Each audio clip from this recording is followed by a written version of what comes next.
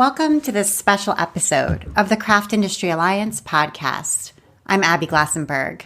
Craft Industry Alliance is a community for craft professionals where you can strengthen your creative business, stay up to date on industry news, and build connections within our supportive trade association. Check it out at craftindustyalliance.org. Today on the show, I wanted to focus on the Etsy strike and sit down with Kristi Cassidy, one of the organizers, in order to learn how it came to be and what the impact might be. If you haven't heard about the Etsy strike yet, it's a petition created by a group of Etsy sellers with a list of demands they want Etsy to meet. These include canceling the latest fee increase, which brought transaction fees from 5% to 6.5%. Other demands include cracking down on resellers, improving seller support, ending the Star Seller program, and letting all sellers opt out of Offsite Ads. As of right now, when we recorded this interview, the petition had 72,334 signatures, or just about 1% of Etsy's total active seller base. Kristi Cassidy is one of the creators of the Etsy strike petition, along with fellow sellers she connected with on Reddit. Kristi sells steampunk gothic fantasy costumes that she sews herself in her Etsy shop, Auralynne. Here's Kristi. Hi. Hey. Yeah, I can hear you. How are you? I'm so sorry. Every interview is always people calling me, and I've got my phone already. And then I'm like, wait, no. You're like, wait, no, that's not how it works. That's awesome. So just to get started, can you tell us a little bit about your Etsy shop and how long you've been an Etsy seller and like what your experience on the marketplace has been like? Yeah. So I joined Etsy in 2006, got active selling things on the platform in 2007. I make Gothic, Victorian, and steampunk wedding dresses and costumes. So it's a nice, unique business, and it gradually grew, and it was a wonderful. Etsy was a great place to do business. Really, for me, I started seeing a downturn sometime in 2019. Do you sell on any other channels, or is Etsy your only e-commerce? I have a website. I do sell some things on my website. Okay. And are you using like Shopify or a different? It's WooCommerce. Yeah. And Word. Yeah. That's what I use too. WooCommerce and cool. WordPress. Yeah. Oh, cool. Yeah. You're the first person I've met since doing this. Yeah. No, it's a good way to have a shop as well. So, okay. And would you say like the balance though, on balance, your sales over the last couple of years, like from 2007 until, recently, has been more on Etsy or more on your website? Oh, definitely more on Etsy. Like the vast majority of my sales have always been on Etsy. And is that because people are just like searching for you, or you? It's a combination of things. I mean, for a long time, the platform was a very good place to do business. And I didn't at all mind like even sending all my customers from social media there. It was like the fees were low enough that I didn't feel like I was just doing work for them to take money off of me. And I could keep growing, and I would get some customers from search. It would be like, I think it was about a third I sent and, 2/3 Etsy sent. It was what it would wind up being on average in the before days. Okay. So they were sending you some good traffic, it sounds like, at that time. Mm-hmm. Yeah. Okay. And then it sounds like in 2019, you started to feel like things were shifting. And I don't know if you can pinpoint like what that shift was caused by, or. Yeah, it was just, so in the beginning, it was just this I didn't understand what was happening. It was like, I was trying and like it felt like in 2019, the more work I put into my shop, the less I would get out of it. It was hard to like quantify what was going on, why, it was just kind of this mystery that I couldn't figure out. And there were some changes on the platform, but it was other people that they affected more than me. So like the free shipping push for orders over $35, I had already put free shipping on my listings because I heard that it would increase my conversion rate. And I was trying so hard to increase my conversion rate that year. The interesting thing is, since doing this, like the research for this project, it lowered my conversion rate whenever I switched to free shipping. So it wasn't by a huge amount, but it was actually better whenever I didn't do free shipping. That's weird. Yeah. Yeah. That's so strange. Okay. So when you decided to do this project, which is put together this petition, which calls for Etsy sellers to sign, and then if they're interested to put their shop on vacation mode, starting on April 11th, due to the fee hike from 5% transaction fee to 6.5% transaction fee. Was there a specific conversation you had with a fellow seller, or a specific event in your mind, just reading the news that this was going to happen, or something else that you can point to that really made you decide, okay, I'm going to write a petition and I'm going to see what happens here? So this starts long before the fee increase for me. It's just a solid downturn that started in 2019, and every change that they've made on the platform since then has been very bad for creators. And, also the more unique vintage sellers, it's just, they're not what they purport to be anymore. And that's hurting all of us. And I just gradually, as all these changes are coming through, I'm getting more and more fed up.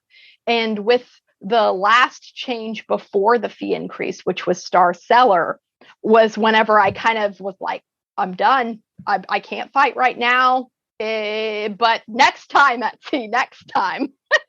And so when the fee increase email came out, it's this, for me in particular, it's never been about the fee increase. It's been about everything.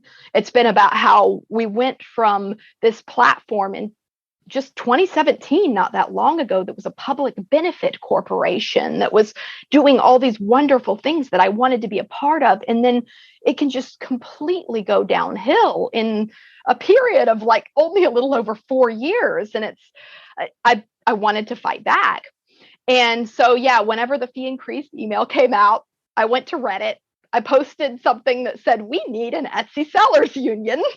And there were a bunch of people that agreed with me in the comments. And one of those people was the person who started the Etsy strike subreddit.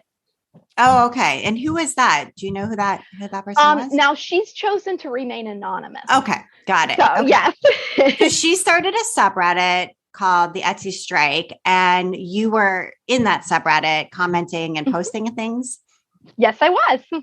Okay. Yes, and basically I offered to help. That was how it all my involvement was me showing up and being like, hi, I can do graphic design if you need it, and I can build websites if you need it. And so I did a really quick WordPress website for us and stuff like that. So okay, right. So you were like, okay, I'm in. I want to work together collaboratively with other people who sort of feel the same way. And so is the strike itself, did you use a particular off-the-shelf software or something to create the petition? I mean, yeah. So the petition, most of the wording on that is actually not me. I'm a creative writer, but that that kind of writing is not my forte. Whenever we were in the very, very beginning of the movement, we were just kind of trying to narrow down, what do we want to ask for? We needed, everyone has problems with Etsy. What are the most important things to us? And we got it narrowed down to the 5 most important demands. And we were kind of trying to just very carefully reach out and find more people that wanted to get in and work. And Maddie was the first person to join who had enough time to devote to the project to really help. And Maddie is an amazing writer for that kind of stuff. So most of the wording on the petition, Maddie is the one who did that. Okay, so you guys all kind of brainstormed, and then they offered to write up the list of demands, and then they put their sort of writing powers to work on that. Yes. Okay, got it. And we made an awesome team for that project. Yeah, it sounds like it. Right. Okay. Yes. And so is this all on WordPress or? So my the website is WordPress. And then the petition is hosted with a gig worker gig worker activism organization. Oh, wow. They're called coworker.org. Maddie is the one who found them. They neat. reached out and Tim from there agreed to help us. I was a little shocked that we would be allowed to be lumped in with gig workers as far as like activism goes. But it's like, if you think about it, both me and my Uber driver neighbor are waiting on an app to notify us whether we get paid each week. So it kind of makes sense, Yeah. And I've seen in actually quite a few of the articles and kind of more mainstream media outlets, a kind of sense that this was lumped together with gig workers' demands. So that's interesting that actually the petition site itself originated there. So yeah, that is interesting. And I wonder what your life has been like since the strike took off or the petition took off, because I've read articles in Time, the Wall Street Journal. It's in BuzzFeed, and all over the place, The Verge. So I wonder how many interviews you've done, and have you ended up kind of being the face or the press, person for this? Yes. I have wound up being the face for this, even though we are very much a collaborative organization with a lot of people that are like, so Maddie was the first to join me, but then we've always tried to get as many people helping as possible. So, but yeah, I wound up being the face, and I have been going from interview to interview to interview, and I have lost count at this point. Like, I could not tell you how many over the last 3 days. Have there been any surprises when you talk to some of the reporters from some of these news outlets who maybe don't typically cover Etsy or aren't as tuned in to sellers? Have there been any surprises that you've encountered? I think the biggest surprise moment that I had was whenever I was on live TV for a Yahoo Finance interview. And from what they had said to begin with, I didn't fully, it didn't register Yahoo Finance as watched by investors and stuff like that. And then they put up this giant thing of Etsy stock on the screen right before I go to speak. And I'm like, oh, this is that kind of interview. Oh, it was this moment. But every other interview has been, and that one, I wouldn't call it unfriendly, but they were definitely trying to ask me challenging questions. Every other interview, though, we have been kind of careful to try and, reach out, because it doesn't make sense to get press from, spend time with people that, are not going to support the movement. You want to try to spend your limited time in the areas that make the most sense. And do you and the group, as a whole, do you expect that Etsy will give in to any of the demands that Maddie wrote up? Or if you don't really think they're going to give in to any of them, what do you think the long-term impact of this movement will be? So we don't know. It's honestly too early in the movement to be able to offer an answer on what we think, is going to come of it. But we do have plans to build the equivalent of a union for Etsy sellers, like what was in my original post, some kind of solidarity organization. Everyone in the core team and the people that have joined our Discord server to help, we are all gung-ho about going forward with this. And it's going to be epic. We don't know exactly what form it's going to take yet, but it will be epic. And has Etsy contacted you directly in any way? No, we reached out to them on Monday morning, and they have not contacted us back yet. I think that's interesting, because I saw that Josh Silverman, the CEO at Etsy, responded to investors about this petition itself in the Wall Street Journal today. Yes, someone shared that to our Discord server. I haven't gotten a chance to look at it yet, but I saw that. But I thought it was interesting that he's responding to investors, but he's not responding to sellers. The email, I don't know when it went out to everyone, but everyone in our group that received the email received it 15 minutes after they told investors they were increasing our fees. So Etsy's priorities, we kind of have this feeling about where they are. And have you thought about where the maker community would be without Etsy? Like if Rob Kalin had never come up with the idea, or had come up with the idea at the wrong time, or hadn't taken venture capital so that it could scale, or if it just shut down at a certain point because, whoever was working on it just didn't want to work on it anymore. Where do you feel like the maker community would be without Etsy? Oh, we would be in a lot. So the main thing that I think of with Etsy is it is really, really unique for a corporation to actually be a public, like a benefit to the public. I'm not even talking about like the certification, but just a benefit to the public for a solid more than a decade. And that is what, we had with Etsy. They were wonderful for so long. And yeah, I cannot possibly downplay that the benefit that we got out of the good years of Etsy. And do you feel like resellers are a part of this problem now? Meaning resellers, meaning people who buy and either drop ship or actually send out themselves mass produced goods and then mark them as under the handmade category. Yes. I believe that is the most damaging thing to the platform right now. I a lot of times don't talk about it as much because I don't know how we get data on how bad the problem.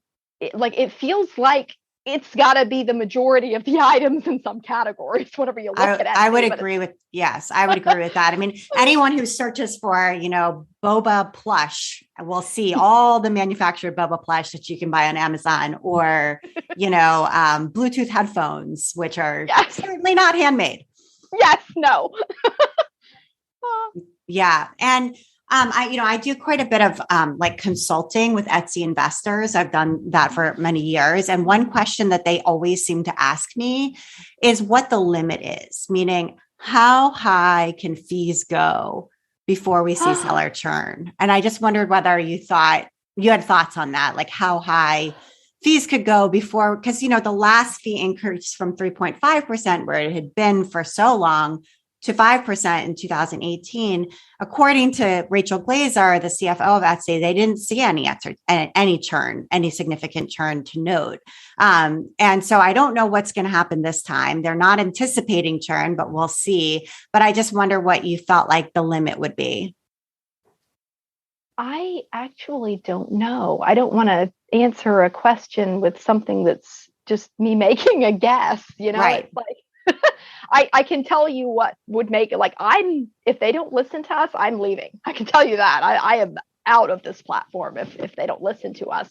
For me, the thing is actually offsite ads, unpredictable fees. That's what my problem is. I cannot deal with unpredictable fees in a business that's based on custom orders and making, expensive items where my entire paycheck for a month can be like 2 or 3 orders, Mm-hmm, right. And so offsite ads is where Etsy's advertising your items without telling you. And then when one sells, they're taking a cut of that sale. But one thing I think is interesting about offsite ads is, I've paid for Facebook ads myself for my business, and you're paying for clicks, right? So with offsite ads, all the clicks that don't lead to a conversion, the bill for those is picked up by Etsy.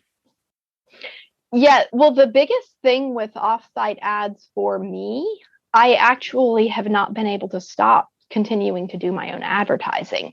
And advertising is a set budget every month. It's not variable, So if you've got something where you're paying for advertising and it could be, it could be 0% of your income, or it could be really close to 12% of your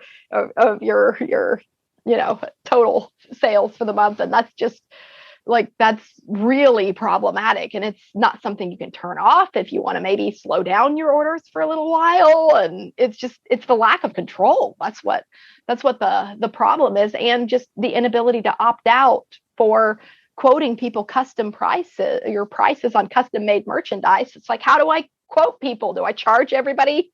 I think it's 14% more, or what do I do?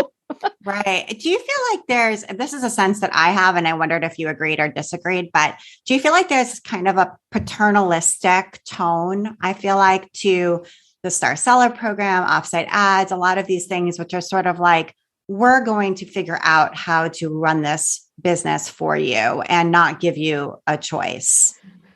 Yes.